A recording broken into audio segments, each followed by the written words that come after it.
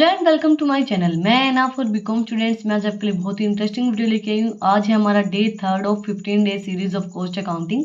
15 days के अंदर आज हमारा थर्ड डे है। थर्ड डे के अंदर आज हम करेंगे लास्ट जो हमारे बचे हुए टॉपिक हैं कॉस्ट अकाउंटिंग यूनिट फर्स्ट के अंदर से जॉइंट प्रोडक्ट क्या होता है एंड बाय प्रोडक्ट क्या होता है, मेन मेथड क्या होंगे इसके एंड इंटर प्रोसेस प्रॉफिट क्या होता है। ये जो हमारे बचे हुए टॉपिक है वो हम आज की वीडियो के अंदर कवर करेंगे। हमारी जो पिछली वीडियो थी उसके अंदर हमने पढ़ा था प्रिंसिपल क्या होते हैं प्रोसेस कॉस्टिंग के एंड हम उसको किस तरीके से प्रिपेयर करेंगे प्रोसेस कॉस्ट अकाउंटिंग को, और जो वेस्टेज एंड उसके ट्रीटमेंट हमने पिछली वीडियो के अंदर कवर किए थे। अगर आपने वो वीडियो नहीं देखी है तो मैं आपको लिंक डिस्क्रिप्शन में डाल दूंगा, आप जाके चेक कर सकते हैं। और अगर आप चैनल पे नए हैं तो पहले चैनल को जाकर सब्सक्राइब करें और बेल आइकन प्रेस करें फॉर न्यू अपडेट्स। तो वीडियो को स्टार्ट करते हैं। जॉइंट प्रोडक्ट और बाय प्रोडक्ट क्या होता है। फर्स्ट क्या है, जॉइंट प्रोडक्ट का मीनिंग क्या होगा। जॉइंट प्रोडक्ट का मतलब क्या होता है, in certain industry two or more than two products of equal significance and value are produced in simultaneously in the process. दो से ज्यादा प्रोडक्ट साइमल्टेनियसली बनाए जा रहे हैं, कंटिन्यूसली बनाए जा रहे हैं एक सीक्वेंस के अंदर, उसको बोलेंगे हम जॉइंट प्रोडक्ट। मतलब एक साथ दो प्रोडक्ट मैन्युफैक्चर किए जा रहे हैं। जैसे कि एक इंडस्ट्री के अंदर ये तो नहीं है कि सिर्फ हम एक ही तरीके का प्रोडक्ट मैन्युफैक्चर करेंगे, नहीं, हम एक ब्रांड के बहुत से प्रोडक्ट मैन्युफैक्चर करते हैं तो उसी को बोलते हैं जॉइंट प्रोडक्ट। एक साथ दो या दो से ज्यादा प्रोडक्ट को मैन्युफैक्चर करना साइमल्टेनियसली कंटिन्यूसली, उनको हम यूज कर रहे हैं, उसको हम मैन्युफैक्चर कर रहे हैं, उनको बोलेंगे हम जॉइंट प्रोडक्ट। उसके बाद जॉइंट प्रोडक्ट एंड को प्रोडक्ट का मीनिंग क्या होगा। जॉइंट प्रोडक्ट एंड को प्रोडक्ट्स आर यूज साइमल्टेनियसली, वो दोनों कंटिन्यूस यूज की जाते हैं कॉमन बैलेंस के अंदर, but technically there are the difference between two, इनके बीच में दोनों के बीच में डिफरेंस होता है technically.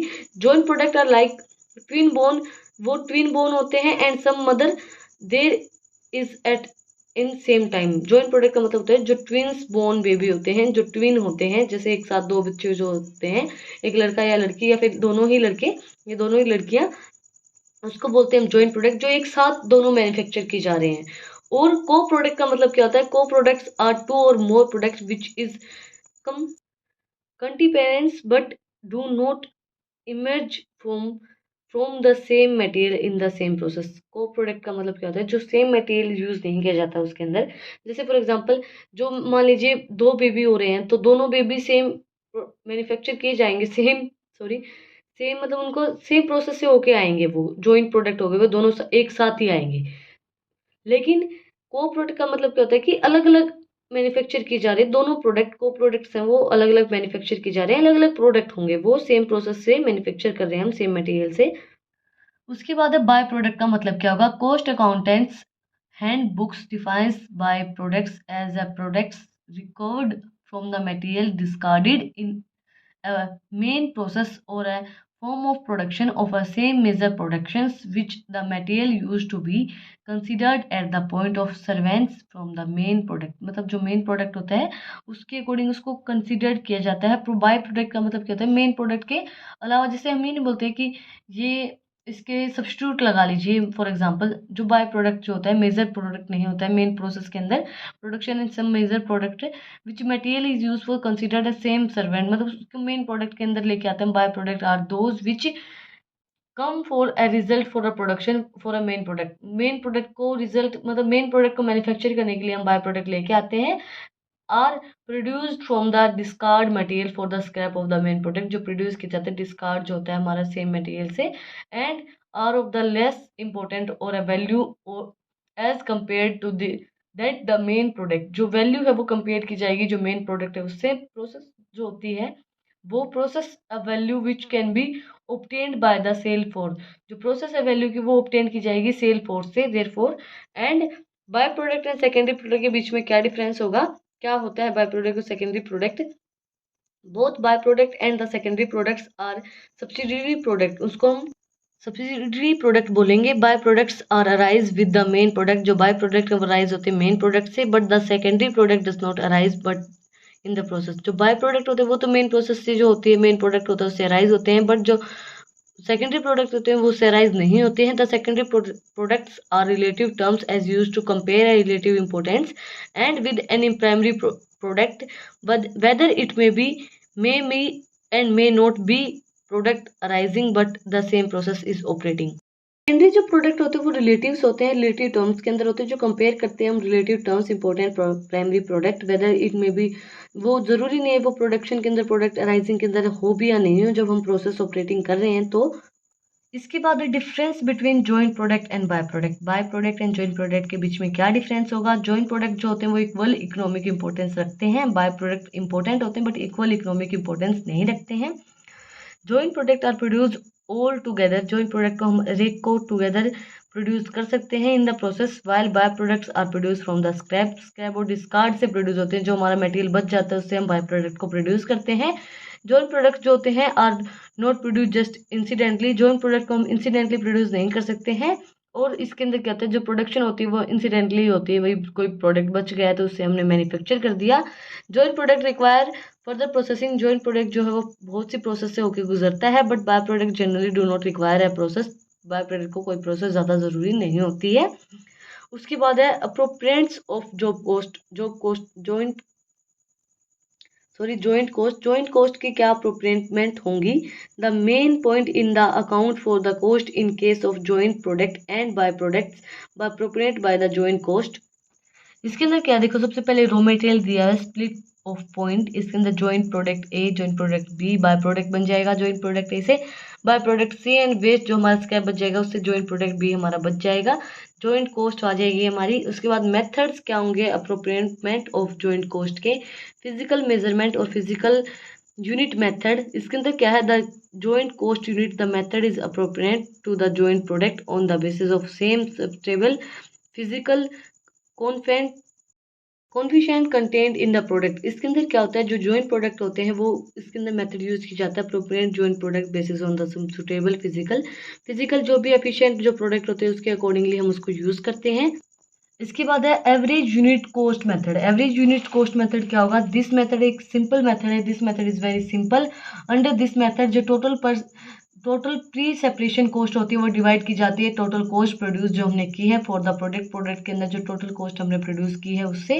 And market price method का मतलब क्या होगा, मार्केट प्राइस मेथड वो मेथड होता है जिसके अंदर pre separation cost is appropriate on the basis of market price, जो मार्केट प्राइस से प्री अप्रोप्रिएशन जो कॉस्ट होती है प्राइस ऑफ द प्रोडक्ट हम उसको निकालेंगे। सेल्स वैल्यू मेथड के अंदर क्या आएगा, under this method the joint stock is appropriate in the proportions.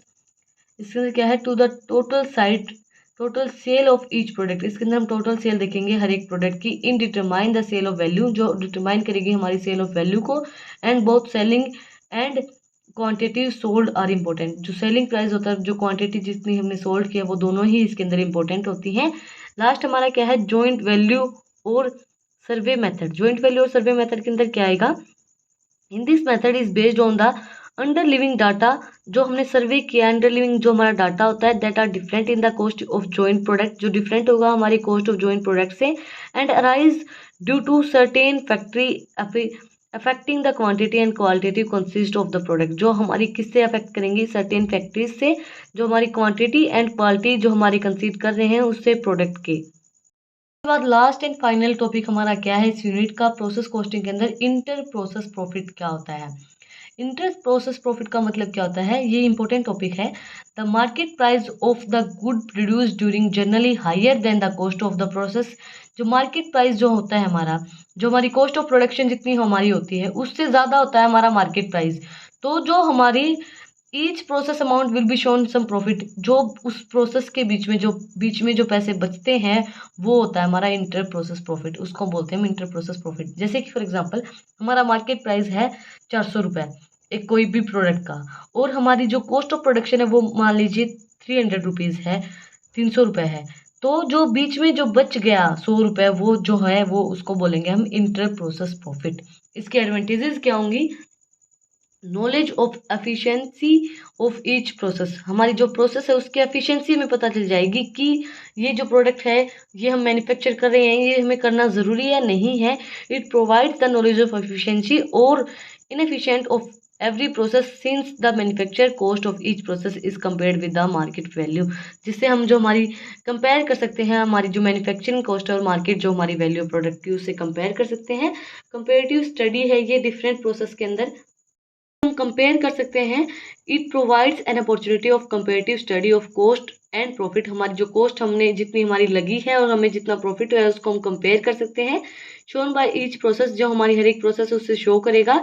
It can motivate is increase of each process reduce the cost, ये हमें मोटिवेट करेगा कि जो इंक्रीज करेगा प्रोसेस और रिड्यूस करेगा हमारी कॉस्ट को।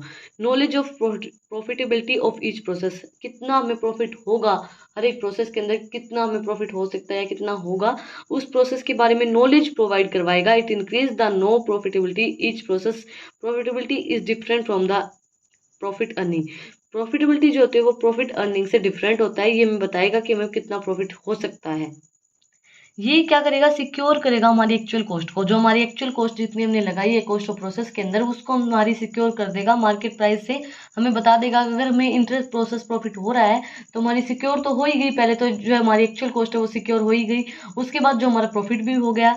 तो this system maintain secure scarcity about the actual cost each process, जो मतलब जो भी रिस्क होता है उससे हमें बताएगा कि हमें कोई भी रिस्क नहीं है, हमें प्रॉफिट हो रहा है। अगर हमें इंटर प्रोसेस प्रॉफिट हो रहा है तो हमें ये नहीं होगा कि हमारी एक्चुअल कॉस्ट डूब जाएगी, हमें जो कॉस्ट लगाई वो भी हमारी वापस नहीं आएगी। उसके बाद है decision of purchasing versus manufacturing, हमें किस चीज़ का डिसीजन लेना चाहिए उसका भी हमें बताएगा कि हमें कौन सा डिसीजन हमारे लिए अच्छा रहेगा। जब हम कंपेयर करेंगे कॉस्ट और प्रॉफिट को हर एक प्रोसेस के अंदर, तो जो प्रोड्यूसर है may be take decision about the purchasing and, मतलब वो देख पाएगा कि हमारे परचेज करने में ज़्यादा प्रॉफिट हो रहा है या हमारे मैन्युफैक्चर करने में ज़्यादा प्रॉफिट हो रहा है, तो उस चीज़ का भी डिसीजन जो हमारा प्रोड्यूसर है वो ले पाएगा। उसके बाद लिमिटेशंस क्या होंगी इंटर प्रोसेस प्रॉफिट की। सबसे पहले इमेजिनरी प्रॉफिट होता है इसके अंदर। प्रोसेस जो प्रॉफिट होता है, inter process profit is only a book or an imaginary profit and it is not actual profit, वो एक्चुअल प्रॉफिट नहीं होता, वो इंटर प्रोसेस प्रॉफिट होता है। जरूरी नहीं आपको उतना प्रॉफिट होगा, नहीं भी होगा, हो भी सकता है, ज्यादा भी हो सकता है, उससे ज्यादा भी हो सकता है।